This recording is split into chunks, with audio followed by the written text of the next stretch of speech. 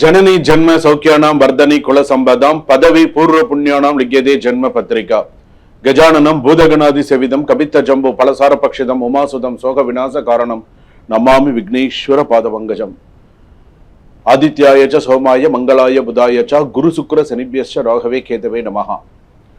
உலகெங்கும் வாழக்கூடிய next gen நேயர்கள் அனைவருக்கும் வணக்கம். என்னுடைய ஆசீர்வாதங்கள்.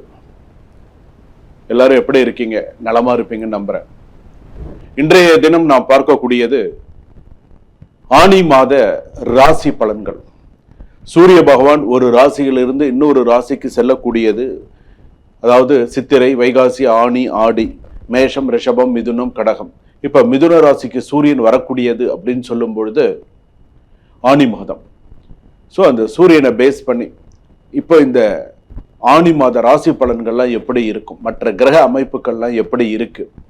ஸோ இந்த ஆனி மாதத்துல 12 ராசிகளுக்கு என்னென்ன பிளஸ் என்னென்ன மைனஸ் எப்படி இருக்கும், என்ன பண்ணணும் அப்படிங்கிறத நம்ம பார்க்க போறோம். ஆனி மாதம் அப்படின்னு சொன்னாலே ஆனி திருமஞ்சனம், ஆனி மாதம் விசேஷமான மாதம். என்ன வீடு குடி போக மாட்டாங்க. ஆனி மாதம் பங்குனி மாதம்ல வீடு குடி போக மாட்டாங்க. சில இடங்களில் திருமணம் பண்ணுவாங்க, சில இடத்துல பண்ண மாட்டாங்க. விஷயம் தெரிந்தவங்களும் சில பேர் திருமணம் செய்ய மாட்டாங்க. ஆனி ஆடியெல்லாம் கிடையாது, ஆவணி மாதம் தான் அதோட. அப்படி இருக்கக்கூடிய காலகட்டத்தில் இந்த ஆனி மாத ராசி பலன்கள் யார் யாருக்கெல்லாம் நல்ல சிறப்பாக இருக்கு, யார் யாரெல்லாம் எச்சரிக்கையாக இருக்கணும் அது அப்படிங்கிறத நம்ம பார்க்க போகிறோம். ஏன்னா நம்ம வாழறது பார்த்தீங்கன்னா ஒரு கொடிய உலகத்தில் நம்ம வாழ்ந்துட்டு இருக்கோம். கொரோனாவை விட ஒரு கொடிய உலகத்தில் நம்ம வாழ்ந்துட்டு இருக்கோம். உண்டா இல்லையா அப்படிங்கிறது உங்க மனசாட்சிக்கு நல்லா தெரியும். இந்த கொடிய உலகத்துல ஒவ்வொருத்தரும் ஒவ்வொரு டைப், ஒவ்வொருத்தரும் ஒவ்வொரு விஷயம், ஒவ்வொருத்தரும் ஒவ்வொரு இது. இன்னைக்கு நல்லா பேசுவான், நாளைக்கு சரியா பேச மாட்டான், இன்னைக்கு பிரச்சனை பண்ணுவான், நாளைக்கு ஏதாவது ஒரு பிரச்சனை பண்ணுவான். இந்த உலகத்து சில பேருக்கெல்லாம் எப்படி தெரியுமா இருக்கும், எப்படா இந்த உலகத்தை விட்டு நம்ம எல்லா கடமைகள்லாம் முடிச்சுட்டு எப்படா போய் சேருவோம் அப்படிங்கிற அளவுக்கு வெறுத்து போயிருக்காங்க சில பேர்லாம். என்ன அந்த அளவுக்கு ஒரு கொடிய உலகத்துல நம்ம வாழ்ந்துட்டு இருக்கிறது தான் நிதர்சனமான உண்மை. இதுல தான் தெய்வங்களும் இருக்கு, இதுல தான் எல்லா நல்லது கெட்டதும் இருக்கு.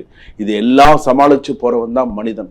அதனால தான் ஆதி காலத்திலிருந்து இன்றைய தொன்று தொட்டு வரையில பஞ்சாங்கம், திதி, வார, நட்சத்திர, யோகஸ்ட கரணம் செய்வ அப்படின்னு சொல்லும்போது அந்த காலத்திலேருந்து இந்த காலம் வரைக்கும் ஒரு பஞ்சாங்கம் பார்த்து ஒரு நடவு பண்றதுல இருந்து, ஒரு பஞ்சாங்கம் பார்த்து ஒவ்வொரு விஷயங்கள் செய்யறதுல இருந்து எல்லாமே பண்ணிட்டு இருந்தாங்க.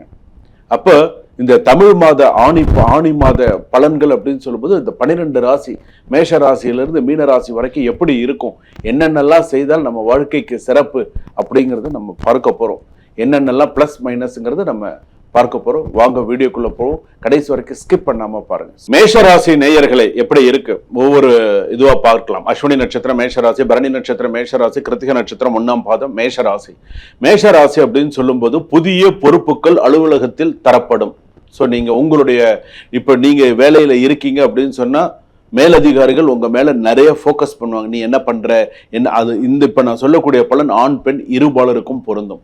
நீங்க என்ன பண்றீங்கன்றது அந்த ஃபோக்கஸ் உங்க பக்கம் ரொம்ப திரும்பும். ரொம்ப கொஞ்சம் கவனமா என்ன செய்யறோம் அப்படிங்கிறத யோசிச்சு வேலையில கொஞ்சம் நிதானிச்சு கரெக்டா பண்ணுங்க. வேலை மாற்றம் பற்றி சிந்தித்தால் அவசர முடிவு எடுக்க வேண்டாம். மேஷராசியை பொறுத்தளவுக்கு வேலையில அவசர முடிவு எடுக்காம நிதானித்து சில விஷயங்கள் நீங்க செஞ்சீங்க அப்படின்னு சொன்னா உங்களுக்கு சரியா வரும். அடுத்ததாக சில உங்களுடைய நீங்க வேலை செய்யக்கூடிய இடத்துல சக ஊழியர்கள் இருந்தாங்க அப்படின்னு சொல்லும்போது அவங்க கிட்ட தேவையற்ற வீண் விவாதங்களோ பேச்சுக்களோ வேண்டாம். என்ன அப்படி போனீங்கன்னா உங்களுக்கு நல்லது. ரொம்ப குழையவும் வேண்டாம், ரொம்பவும் ஈசிக்கவும் வேண்டாம். என்ன அப்படிங்கிற மாதிரி இருந்தீங்க அப்படின்னு சொன்னா வேலை கடைசி வரைக்கும் நல்லா இருக்கும். ரொம்ப ஓவரா அட்வான்டேஜ் எடுத்துக்கிறது, ஓவரா சில விஷயங்கள் பண்றதுலாம் வேண்டாம். நீ நல்லா இருக்க, நான் நல்லா இருக்கேன், இப்படியே போங்க கொஞ்ச நாளைக்கு தயவு செய்து. ஏன்னா அதுதான் நல்லது மேஷராசி பொறுத்த அளவுக்கு. ஏன்னா எப்போ என்ன எப்படி கெட்ட பேர் வரும், என்ன எப்படி நம்மளை சுத்தி இருக்காங்கன்றது நமக்கு தெரியாது. ஸோ அந்த மாதிரி பார்த்துக்கோங்க. ஒண்ணு. ரெண்டாவது, தொழில் விஷயத்துல கூட பார்த்தீங்கன்னா புதிய வாடிக்கையாளர்கள் அதிகரிக்க கூடுவார்கள். ஒண்ணு. கூட்டு தொழிலில் சிறிது கருத்து வேறுபாடுகள் ஏற்படும். இப்போ நீங்கள் ஒரு கூட்டு சேர்ந்து ஒரு தொழில் செய்யறீங்கன்னு சொன்னால் சில கருத்து வேறுபாடுகள் மறையும். கடன் வாங்கி முதலீடு செய்து வியாபாரத்தை விருத்தி செய்ய வேண்டாம். கடன் வாங்கி ஒரு விஷயத்தை நீ செய்யாத. இருக்கிறத அழகா கொண்டு போ, அகலக்கால் வச்சு கொண்டு போகாத. ஆனி மாசமா இருக்கு, நிதானிச்சு போ. ஆன்லைன் சமூக வலைதள வியாபாரத்திற்கெல்லாம் இது ஒரு நல்ல காலம்னு சொல்லலாம்.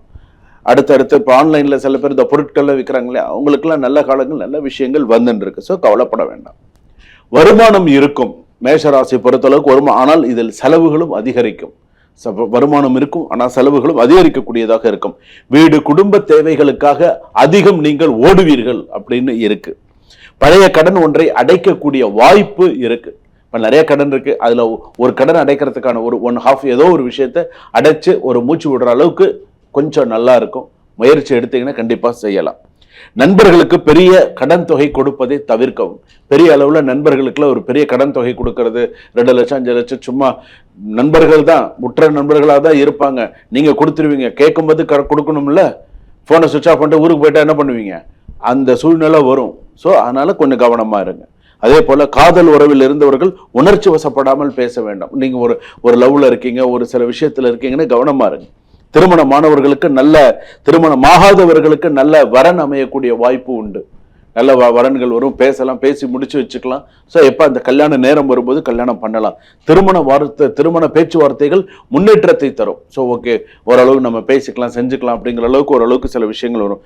கணவன் மனைவி உறவில் புரிதல் அதிகரிக்கும். அண்டர்ஸ்டாண்டிங் இருந்தால் தான் கணவன் மனைவி. அண்டர்ஸ்டாண்டிங் இல்லைன்னு சொன்னால் தே ஆர் 0. ஸோ அந்த அண்டர்ஸ்டாண்டிங்கோட கடைசி வரைக்கும் கொண்டு போனீங்க அப்படின்னு சொன்னால் லைஃப் நல்லா இருக்கும். மாணவ மாணவிகள் படிப்பில் இன்னும் கொஞ்சம் எக்ஸ்ட்ரா கான்சென்ட்ரேட் பண்ணி படிக்கணும். சமூக வலைதளங்களில் நீங்கள் உங்களோட கான்சென்ட்ரேட் பண்ணாதீங்க. படிக்க வேண்டிய வயசுல படிப்பை நிறைய கான்சென்ட்ரேட் பண்ணுங்க. இப்போ நான் காலேஜ் போனவங்களுக்கு நான் ஒன்றும் சொல்ல முடியாது. காலேஜ் எல்லாம் நல்லா படிப்பாங்க, எல்லாம் பண்ணுவாங்க. இந்த 10th +1 +2 படிக்கிற ஸ்டூடெண்ட்ஸ்க்கு மட்டும் நான் சொல்றேன், இந்த ஸ்டூடெண்ட்ஸ் எல்லாம் நீங்கள் ரொம்ப கவனமாக படிங்க, கவனமாக இருங்க. ஏன்னா சில நேரங்களில் வந்து பார்த்தீங்கன்னா அன்வான்ட் சில பர்சன்ஸ் எல்லாம் வந்து இப்பெல்லாம் பார்த்தீங்கன்னா பல ஸ்கூல் வாசல்ல தேவடு காத்துட்டு இருப்பான். எப்படா அந்த பொண்ணு வெளியில் வரும் அப்படி தேவடு காத்துட்டு இருப்பான். இப்போ நான் சொல்றதுக்கே இல்லை, நேத்தி கூட நான் அந்த ஒரு சம்பவத்தை பார்த்தேன். இதெல்லாம் அழிவுக்கு ஆரம்பம்னு பேர். ஸோ அதனால சில விஷயத்துல நீங்கள்லாம் கவனமா இருங்க. பெண் குழந்தைகள் தயவு செய்து படிக்கிறதுல கான்சென்ட்ரேட் பண்ணுங்க. சில இந்த மாதிரியான சில ஜந்துக்கள்லாம் வாசல்ல நாய் மாதிரி நின்றுட்டு தான் இருக்கும். ஆனா அதெல்லாம் நீங்க பொருட்படுத்தாம படிப்புல மட்டுமே கான்சென்ட்ரேட் பண்ணினீங்க அப்படின்னு சொன்னால் சிறப்பு. நிலம் அல்லது வீடு வாங்கும் யோகம் சிலருக்கு அதிகமா வரும். அதுக்குண்டான பேச்சுவார்த்தைகள் எடுக்கலாம். கலைத்துறையில இருப்பவர்களுக்கெல்லாம் நல்ல சிறப்பான ஒரு வாய்ப்புகள் வரும். பொலிட்டீஷியன்ஸுக்கெல்லாம் நிறைய மரியாதைகள் நிறைய கிடைக்கக்கூடிய வாய்ப்புகள் உண்டு. தலைவலி, கண் சோர்வு, ரத்த அழுத்தம் போன்றவற்றை கவனம் செலுத்தவும். நீங்க கவனமா இருக்க வேண்டிய நாட்கள் அப்படின்னு சொன்னா ஜூன் 19 கவனமா இருக்கணும், ஜூன் 28 கவனமா இருக்கணும், ஜூலை 26 அதாவது மன்னிக்கணும் ஜூலை அதாவது 10/7/2026. ஸோ இந்த நாட்கள்லாம் நீங்க கவனமா இருக்க வேண்டிய நாட்கள். ஏன்னா இது ஒரு மாதத்திற்கான ராசி பலன்கள். ஸோ இந்த நாள்ல நீங்க கரெக்டா கவனமா இருக்கணும் அப்படின்னு சொல்லியிருக்கு. பயணங்கள்ல கவனமா இருக்கணும், சைன் பண்றதுல கவனமா இருக்கணும். அதெல்லாம் நீங்க பார்த்துக்கோங்க. சிவாலயம் போனீங்கன்னா, சிவன் கோயிலுக்கு போனீங்க அப்படின்னு சொன்னா, அம்மன் ஆலயத்துக்கு போனீங்கன்னு சொன்னா 5 தீபம் ஏற்றி வழிபாடு பண்ணுங்க. விநாயகருக்கு ஒரு தீபம், முருகனுக்கு ஒரு தீபம், சுவாமி அம்பாளுக்கு ஒரு தீபம், நந்தியம்பெருமானுக்கு ஒரு தீபம், 5 தீபம் இந்த ஆணி மாசத்துல தீபம் ஏற்றி வழிபாடு செய்தால் உங்கள் ராசிக்கு நீங்க சிறப்பா இருப்பீங்க. வெளிநாட்டுல இருப்பவர்கள் வேலை விஷயத்துல நிலைத்தன்மை இருக்கும். வேலை விஷயத்துல கொஞ்சம் இடர்பாடுகள் வந்தாலும் அதை கொஞ்சம் கரெக்டா கொண்டு போறதுக்கான விஷயத்தை பாருங்க. லூஸ் டாக்கிங் அவாய்ட் பண்ணிக்கோங்க. சுபம். இதுவரையிலே நாம் பார்த்தது 12 ராசிக்கான ஆணி மாதத்திற்கான பொது பலன்கள் மட்டுமே.